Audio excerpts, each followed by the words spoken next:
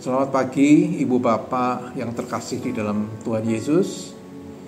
Kita berjumpa kembali dalam renungan doa pagi pada hari ini, hari Rabu tanggal 29 Mei 2024. Saya berharap Ibu Bapak dalam keadaan baik, sehat, dan selalu dalam perlindungan Tuhan. Sebelum saya membacakan firman dan merenungkannya, marilah kita berdoa bersama-sama. Bapa di surga yang kami kenal dalam Yesus Kristus, kami datang ke hadirat-Mu dengan mengucap syukur atas perlindungan dan penyertaan-Mu sepanjang kehidupan kami. Sesaat lagi kami akan membaca firman-Mu dan merenungkannya.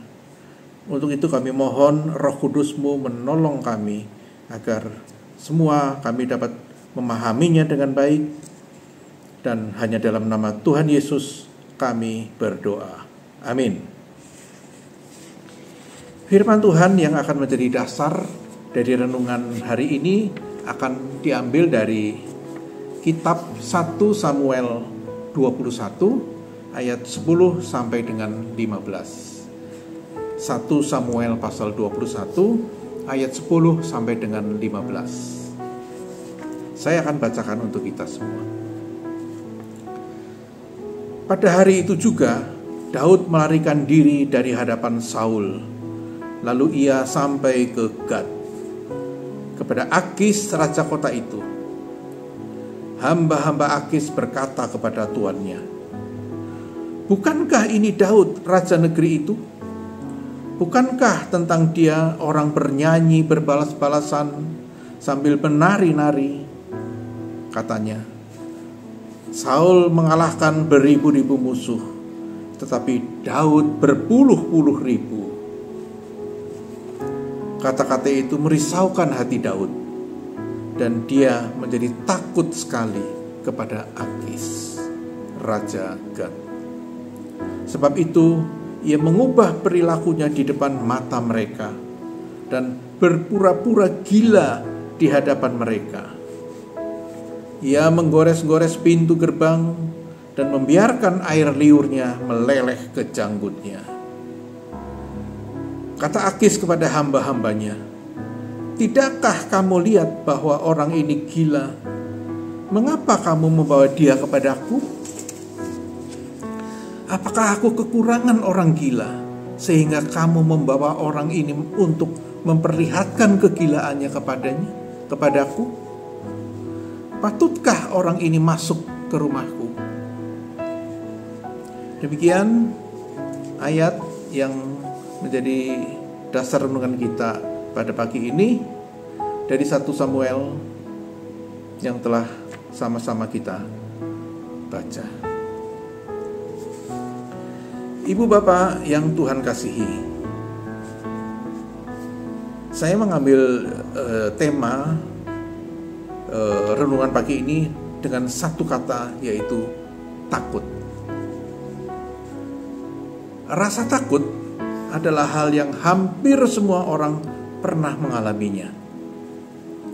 Bahkan bayi yang baru lahir pun akan menangis begitu menghirup udara dan merasakan dinginnya udara dibanding dengan kehangatan dan kenyamanan yang dirasakan pada waktu masih dalam rahim ibunya selama 9 bulan. Karena belum bisa berkata-kata, maka bayi hanya dengan menangis dia menyampaikan rasa cemas dan takutnya.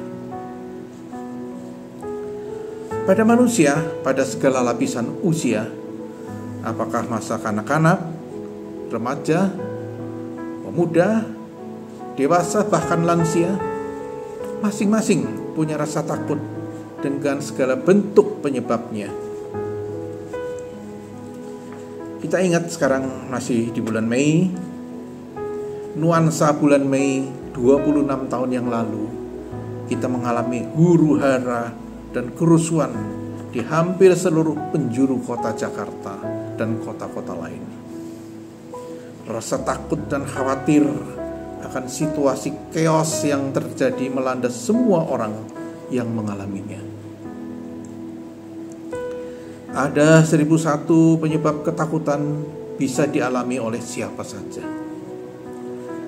Bahkan Tuhan Yesus sendiri saat di Taman Getsemani merasakan sedih dan gelisah dan berkata kepada Petrus, Yakobus dan Yohanes, "Hatiku sangat sedih, seperti mau mati rasanya.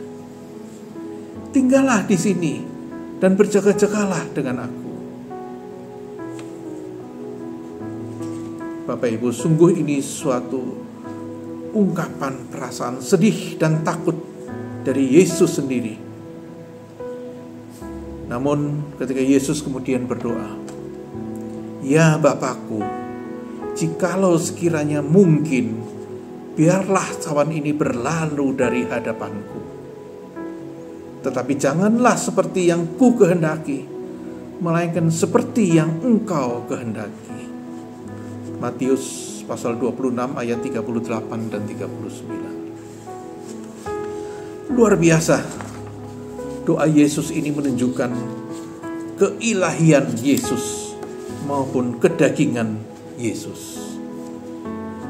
Dalam suasana ketakutan dan kegalauannya, dia memohon dan mengakui kepada Allah Bapa, apabila mungkin biarlah penderitaan yang akan dihadapi bisa berlalu dan tidak terjadi.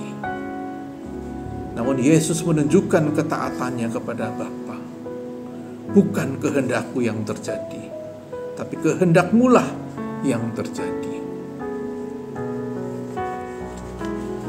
Saudara dan saudari yang terkasih, Daud yang pada kemudian hari menjadi seorang raja yang sukses memimpin Yehuda, pada perikop yang kita baca bersama tadi di awal renungan ini, juga tidak luput dari rasa takut.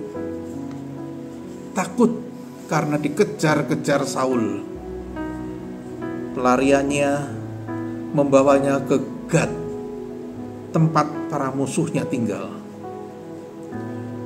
Tentu saja orang-orang mengenalinya dan kemudian menangkapnya serta membawa Daud ke hadapan Raja Akis. Dalam situasi yang terjepit dan ketakutan, maka Daud mengubah perilaku maupun penampilannya dengan berpura-pura menjadi orang gila, sehingga diusir oleh Akis.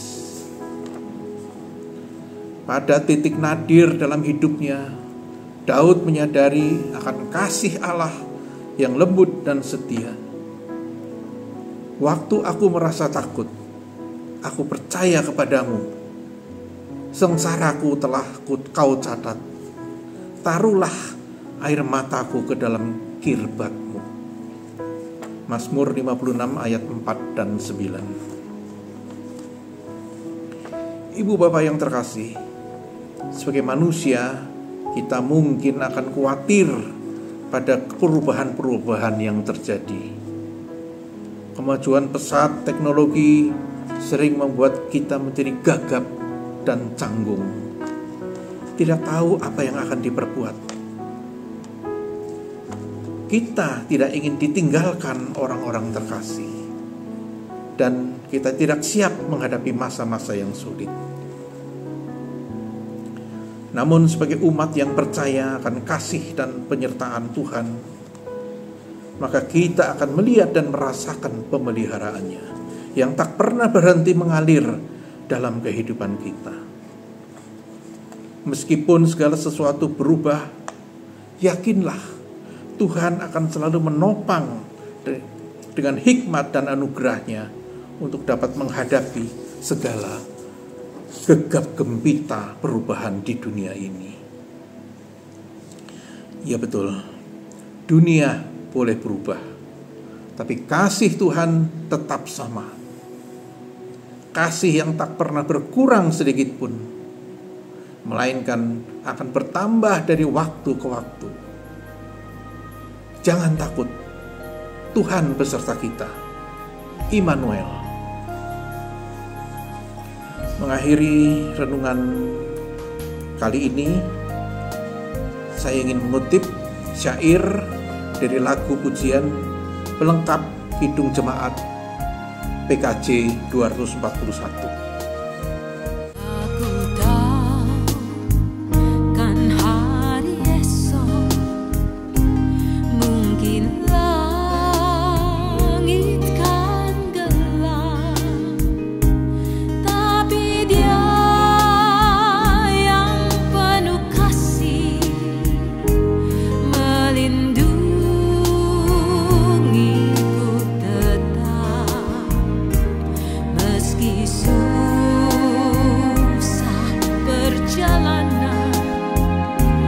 Gelombang dunia menderu, dipimpinnya ku bertahan sampai akhir langkahku.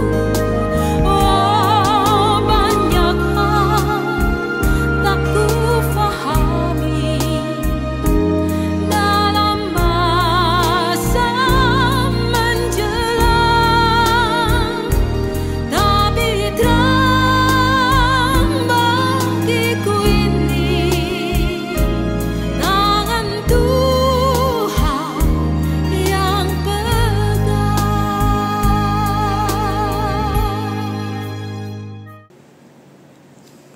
Mari kita bersatu dalam doa. Bapa di surga, terima kasih atas firman-Mu yang boleh kami baca dan renungkan. Mudah memang apabila kami hanya membaca dan merenungkannya. Kami mohon pertolongan Roh Kudus-Mu untuk memampukan kami melaksanakan apa yang telah kami baca dan renungkan, sehingga semua perilaku dan perbuatan kami dapat memuliakan nama-Mu. Saat ini kami ingin berdoa untuk saudara-saudara kami yang sedang menderita sakit, baik yang dirawat di rumah sakit ataupun di rumah sendiri. Berikanlah kekuatan dan kesabaran dalam menjalani pengobatannya. Kami juga mengingat tenaga medis, baik dokter beserta tim kesehatan serta keluarga. Berikanlah kepada mereka hikmat dan kesabaran dalam merawat para saudara-saudara kami ini. Ya Tuhan, kami juga berdoa untuk Majelis Jemaat GKI Samanhudi dan badan-badan pelayanan dalam menjalankan pelayanannya, sehingga akan membawa sukacita umat dalam menjalankan ibadah, dan tentunya menjadikan kemuliaan bagi nama-Mu. Kami juga berdoa ya Tuhan untuk pemerintah Indonesia, pemerintah kami, baik di pusat maupun di daerah. Di masa akhir tugas-tugasnya, tetap akan menyelesaikannya dengan sebaik-baiknya, sehingga pemerintah yang baru nantinya juga dapat meneruskan tugas dengan berkelanjutan tanpa menimbulkan gejolak di masyarakat. Terima kasih Tuhan. Kami panjatkan seluruh doa permohonan kami dan doa syukur kami ini dengan hanya beralaskan pada satu nama, yaitu Yesus Kristus, Juru Selamat kami. Amin. Terima kasih. Selamat pagi Ibu Bapak dan Saudara-saudari. Selamat beraktivitas dan Tuhan memberkati. Bagi Bapak Ibu yang memiliki pergumulan khusus dan ingin didoakan, bisa menghubungi rekan-rekan pendeta di nomor berikut.